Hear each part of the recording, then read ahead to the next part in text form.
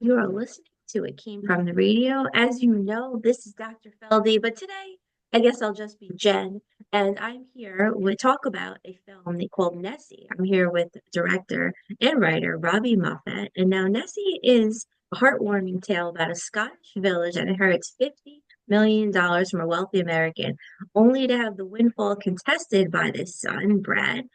To secure the inheritance, the village must prove that the Loch Ness Monster is real, leading to a series of comedic and touching events. So that's the log line. But I'm here with Robbie, who made this movie. So Robbie, I know you're fresh out of a funeral, as I am too. Why make this film? Well, Jen, you got to make movies, right, to tell your story. And this was one of these Scottish stories that was waiting to be, I wouldn't say remade, but told again. I mean, the last one was Loch Ness with set in 1996 with the guy from Cheers. Remember him? And Jeff Dance, thing with dancing. And so I thought, well, it's a nice story. It's a mixture between Local Hero and Waking Ned Divine, which are very British films.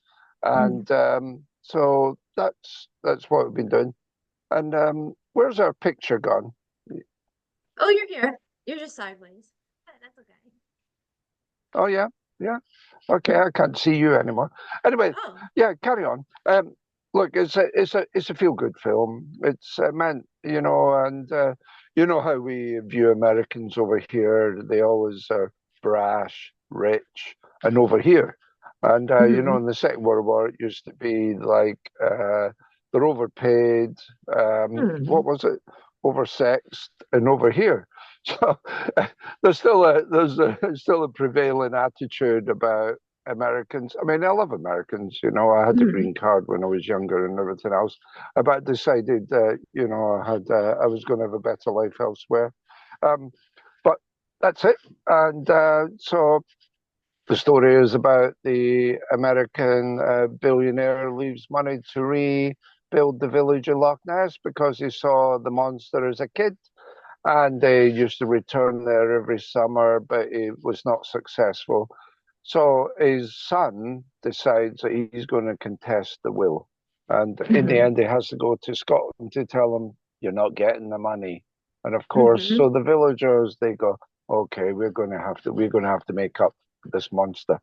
So they employ an ex-scenic artist who works on movies to make the monster. And but at the end of the day, the real monster shows up. that's actually my question. Does the real monster show up? Or I wasn't sure as a viewer if that was the real monster or that was an animatronic and the guy fell for it.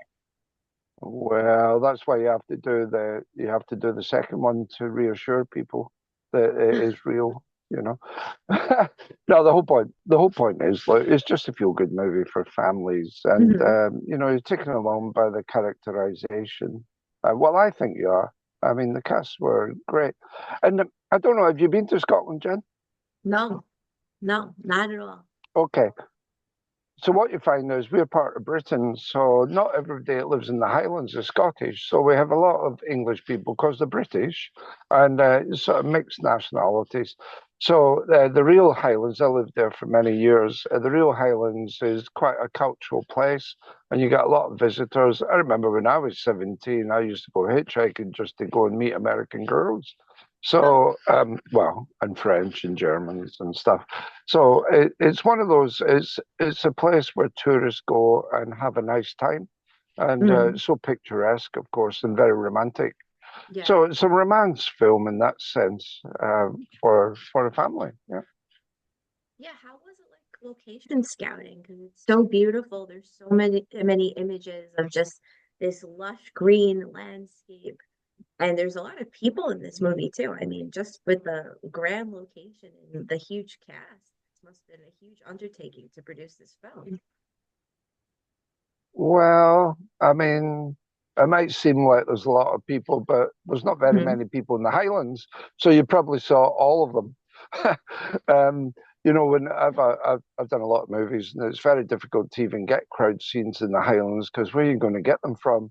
So the village hall scene, of course, we rounded up the locals. Actually, there was three guys who were fixing the road. They rounded up all the locals, and they Hmm. ended up in the film, redirecting.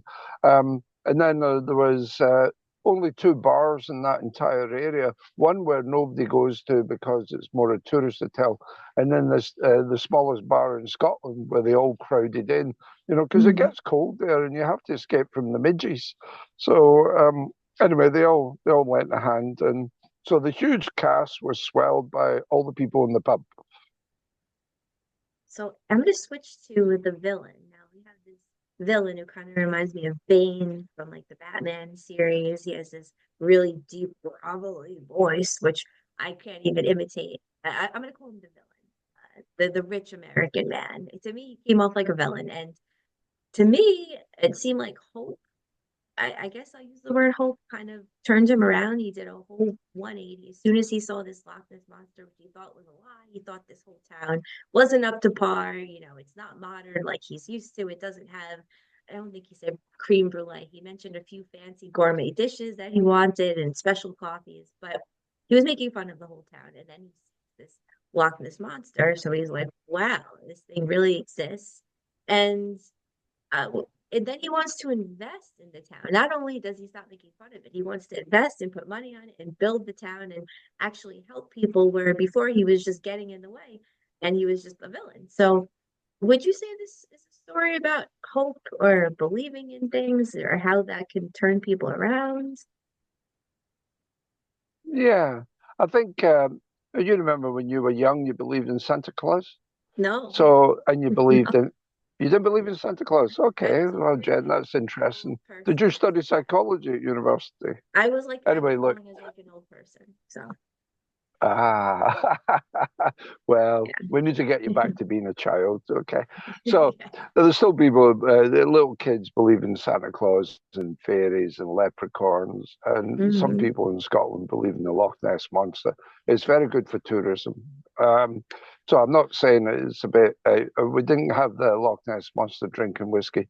But getting back to Brad, the American in the film, Brad is a Campbell at the end of the day, so his roots are Scottish. And a lot of Americans come from different parts of the world.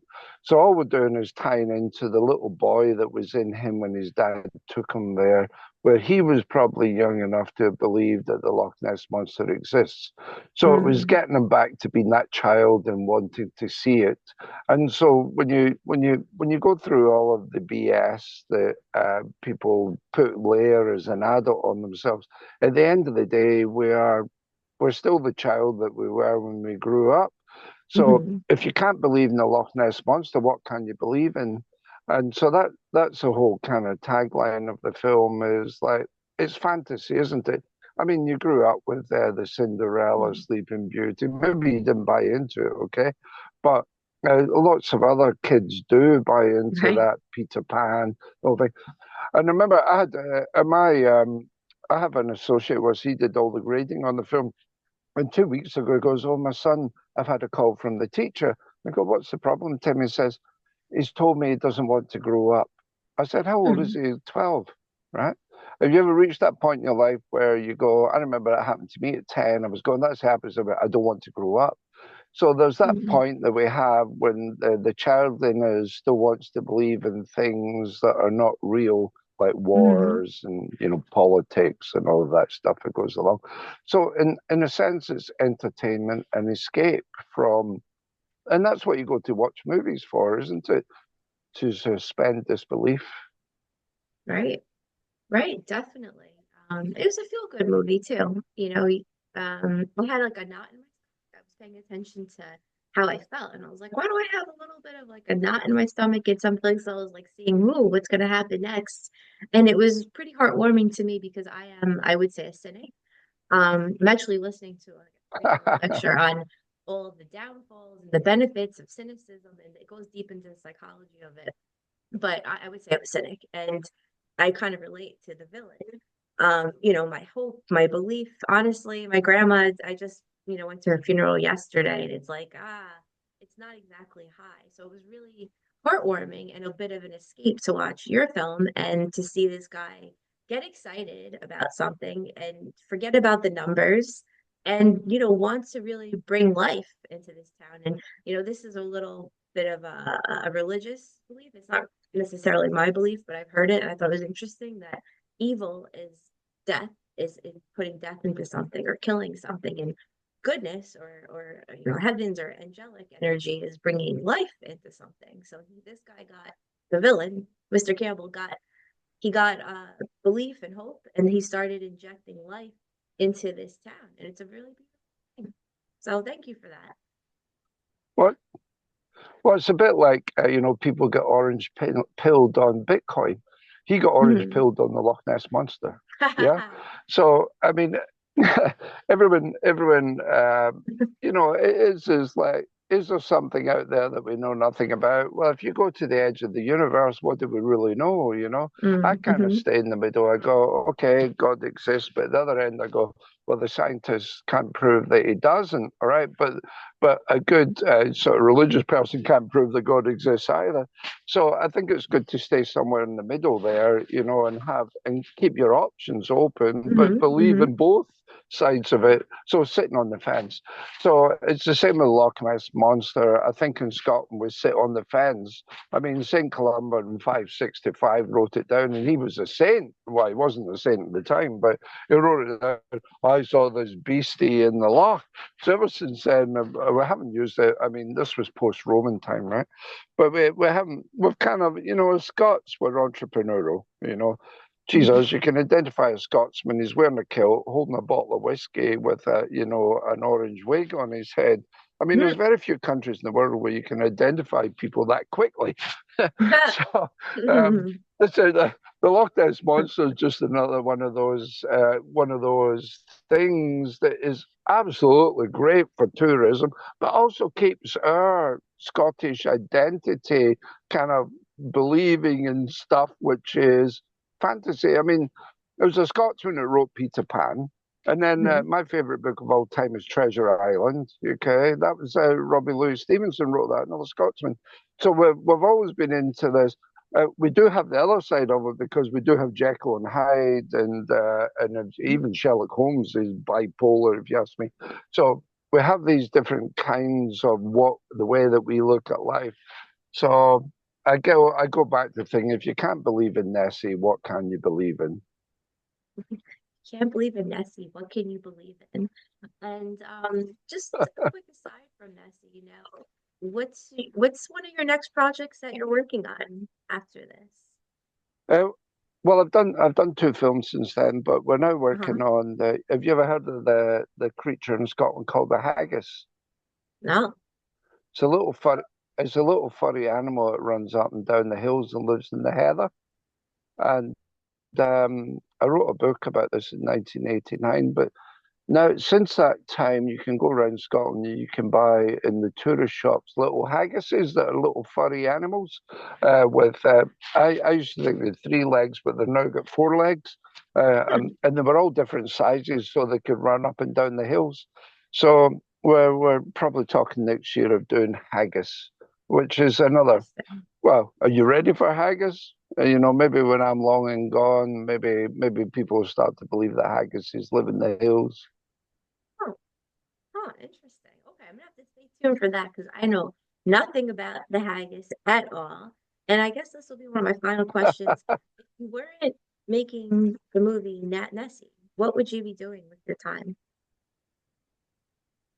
Oh, what while I was making the film? How No, would you rephrase that if you were to make not it if you were not making Nessie, if Nessie didn't exist, what would you have been doing instead?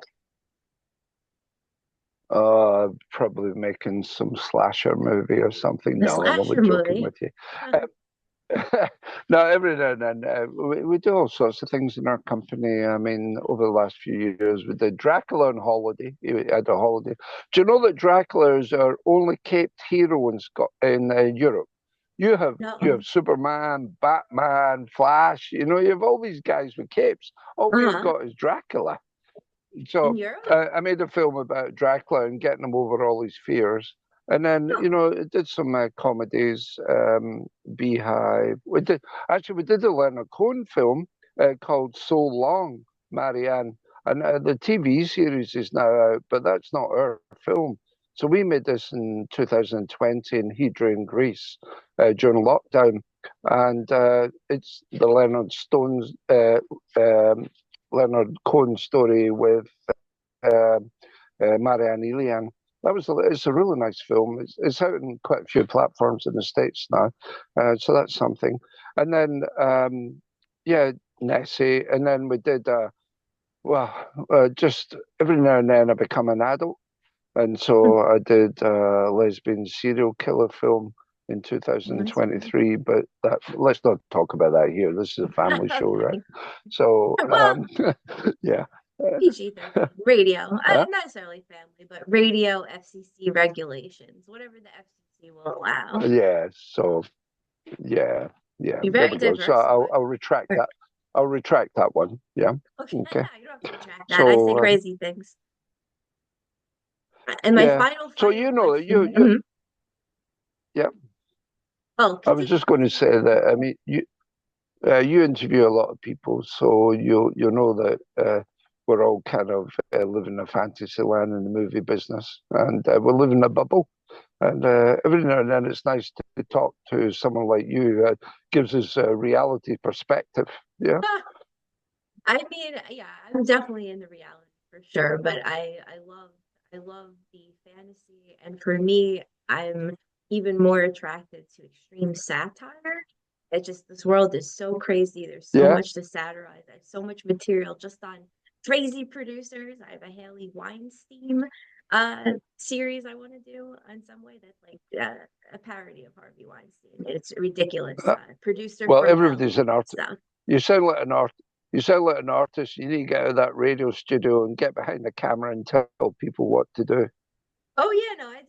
I'm working on films, so I'm not doing this for sure. So on that note, final thoughts for anything about the world or Nessie, and where can listeners find you? Yeah, Websites, socials.